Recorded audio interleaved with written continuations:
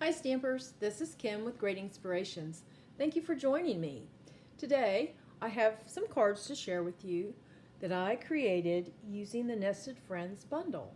And this bundle can be found in the current Stampin' Up! Mini Catalog. That's the Stampin' Up!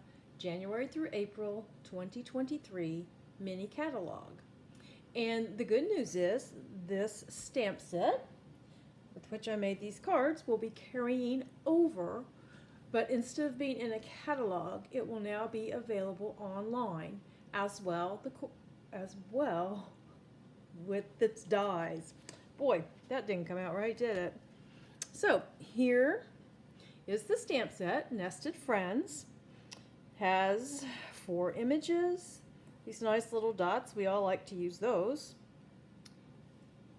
A bird, a nest, and the slim, as well as some sentiments. Thank you. Best friends make the good times better and the hard times easier. Always thinking of you, and birthday wishes. And then the dies, there are 10 dies. One of them is missing. It's right here. It's the one for the nest. But we also, let's see, I'm better if I take it out. The bird and the limb. These 3 images have dies, and then there are other dies that you can build a nest, add leaves, and then there are these little eggs. It cuts, one die cuts 3 little eggs. So let's take a peek at the cards. One day I was making cards, and I had an image that was larger, like this bird nest. And so I used some cardstock that was 3 3/4 by 5 to stamp on it because I wanted to make sure I had plenty of room. But then I had all this cardstock that I didn't use once I die cut the image. So I decided, well, let's put the cardstock to use. So that's what I did. So on all these cards, I stamped my image, I colored it, then I die cut it. And then I had what was left, and I die cut around that. It would be the negative, I guess you say. Dressed it up a little bit with some ink, put it on my card front, and then popped my image right back in there. And it is up on dimensionals just to give it a little more lift, a little more dimension. But I just felt really good because it kind of, I wasn't wasting cardstock. And I mean, I can do with a little bit of waste, but that seemed like a lot of cardstock to be wasting. And it also just gives it a bit of this shadow of the color of your card base. So I thought, oh, good. So I guess these are called positively negative cards or negatively positive cards. I don't know quite what you would call it. This one is pretty much the same with the nest, but here is the tree limb. So I just popped it up and I put a bird on it with dimensionals. Now I did not use, as you can see on these two, I took the background and ran it through an embossing folder. I didn't do that on this one. I just put some little spritzes on it with some ink. So to give you a better idea of what I'm talking about, I thought, well, we'll walk through one of these cards. And I think we'll do this one. Put these over here. And as you can see, I don't have a sentiment on this yet because I haven't decided if I want it to be a thank you card or a birthday card. So the card that we will make together won't have a sentiment, but you can pop one on yours when you decide what you want the card for. So the first thing we will need, of course, is a card base. And mine is just a regular A2 card base. It's 8.5 by 5.5, scored and folded at 4 1/4. And then you're going to need some basic white cardstock. And as you can see, I stamped my nest, and I stamped the nest using Early Espresso ink. Then I colored it in with some Stampin' Right markers. And on the corresponding blog post to this video, I will list for you all the supplies I used, all the different colors, be it ink or Stampin' Blends or whatever. You will find that there, and there will be a link to that corresponding blog post in the description of this video. So I have this, and in the background here, what I did was I took a blending brush and Pool Party ink and just added some color to this background.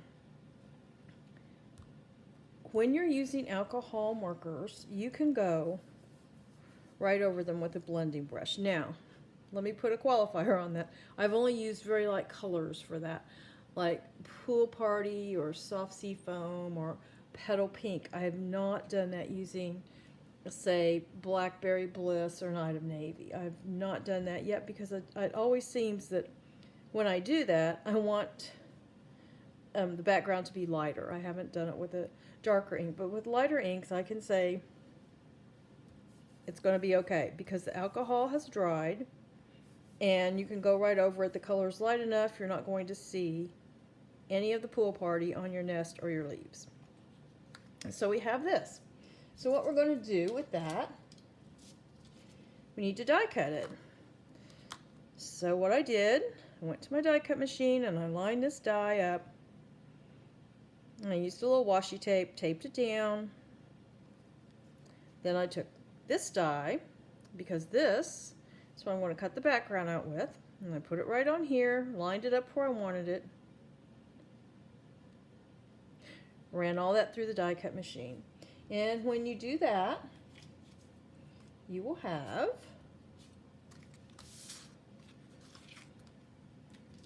this.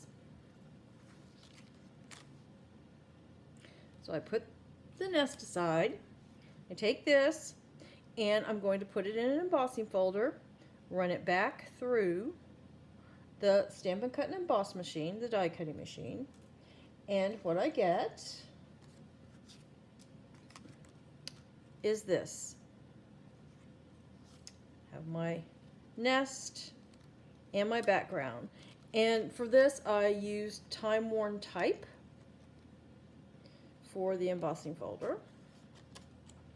Then the next thing I did, I put a little edge on here just so that when we put it on the card base, it differentiates it just a little bit from the card base. And the way I did that was with a sponge dauber and some ink, in this case Pool Party. And all I did was inked up my dauber. I stamped it off a couple times, and like I said, I've done these three sides. We'll do this one together. And I just went along the edge, just like that. And it just adds a itty bitty bit of color, itty bitty bit of border, but it does make a big difference on your card. So now that we've got that, you can see I put some twine on here, and this twine is also in the current mini catalog. Comes in a 3-pack. This happens to be Garden Green. There's also, I think, Coastal Cabana and Pumpkin Pie. It's a 3-pack. So the way I did this can get kind of tricky, but I took that twine, and I have maybe 32 inches. I decided, okay, so this is the top. We're exactly, okay, that's a good place. Kind of flipped it over.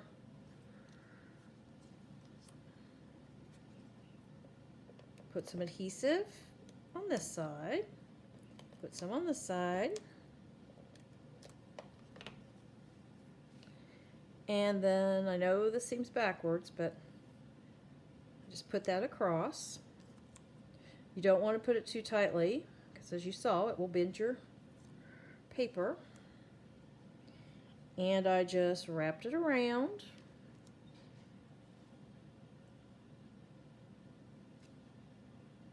Stuck it on there, wrapped it around again, sort of loosely.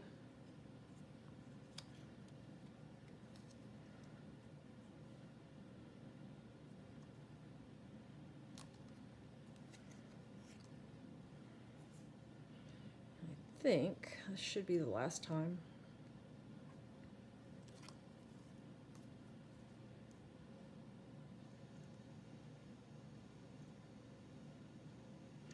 There we go. And then I just cut off a little bit extra.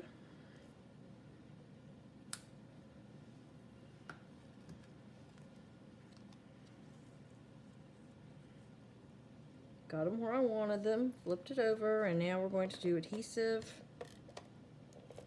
on the rest of this piece to be able to put it on our card base.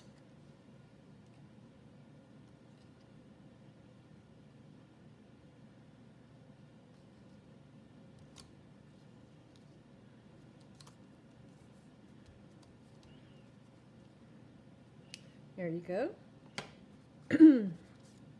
And now, before we put this on here, we need to cut. I cut a little slit for me to put the eggs down. See how they're not just sitting right on top, they're sort of down in the nest.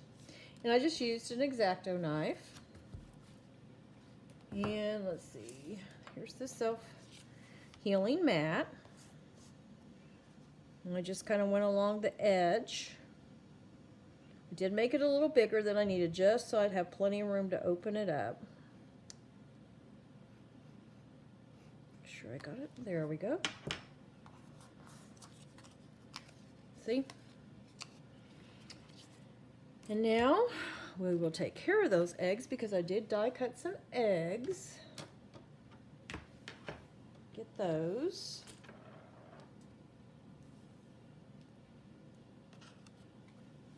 And this will be really hard to see, but I wanted some little speckles on my eggs, you know, kind of like robin eggs. Maybe you can see it better here. Do some little speckles on them.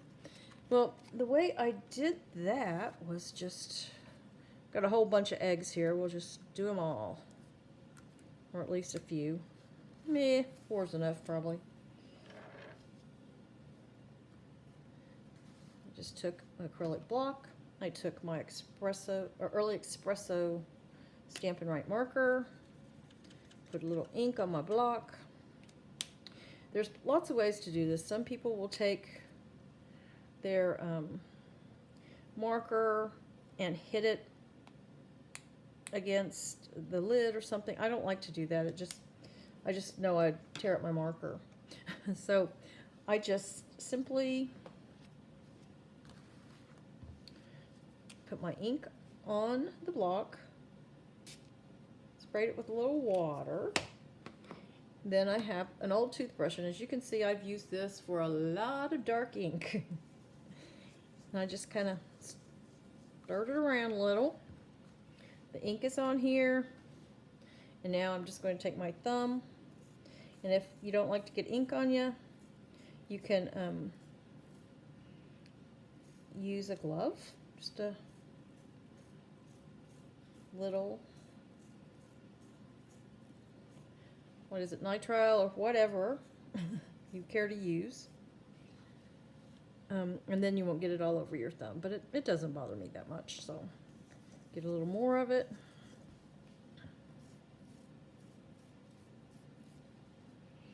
I think we need a little more. It's not quite as speckly as I want it.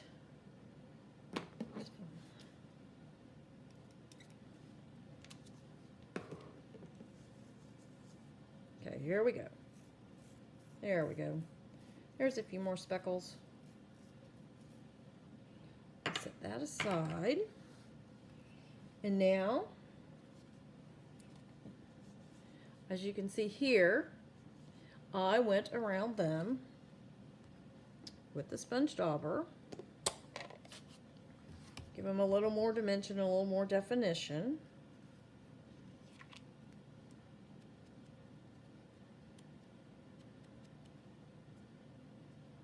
They're teeny tiny. So there's one.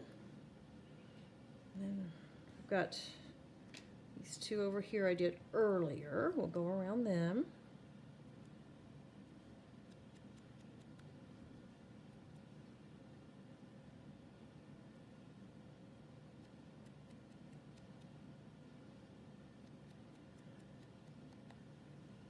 one more.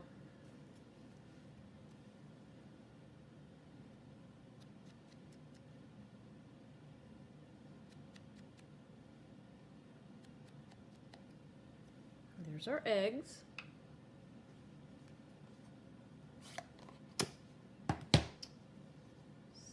So let's get them where we want them.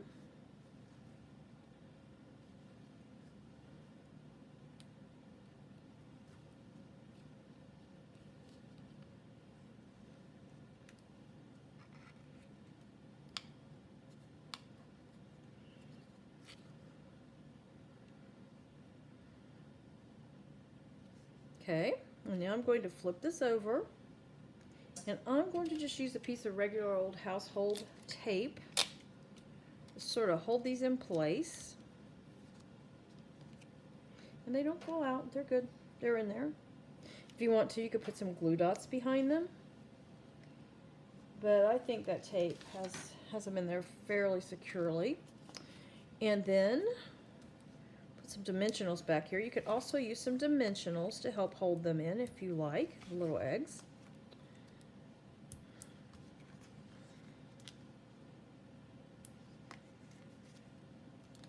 Let's see, probably one more.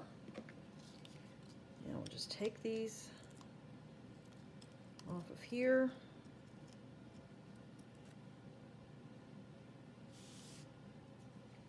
And then we simply line up our die cut back into its space. Of course, it's on the dimensionals now. And there you go. I have a little bow I made. It's a little double bow. I just took 2 pieces of this twine. I think they were about 7 inches long, and just tied it into a bow. We'll put a glue dot on the back of that. Would I send this card to a guy? Yeah. I know we don't like to send them a lot of bows, but this one, it's green, it's natural, it's not too frilly. I think it'll be okay. We'll trim it. Most of the guys I send cards to, they're just happy that I remembered their birthday or whatever the occasion may be. There's that. And then I do have some of these rustic metallic dots. I do like them quite a bit, and they are in the upcoming annual catalog as well as the current one. Just see, put a few of these on here.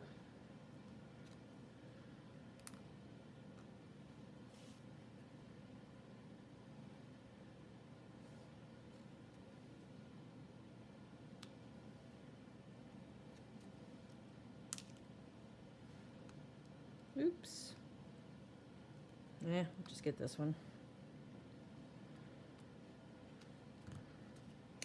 And like I say, you'd add a sentiment, and there it is, our positively, whoops, that one. I think the glue's off of that one. That seems to be happening a lot lately. I wonder if it's something to do with the humidity in my craft room. But anyway, there you go. There is our positively negative card, or a negatively positive card, however you care to look at it. And I'll bring the other 2 in.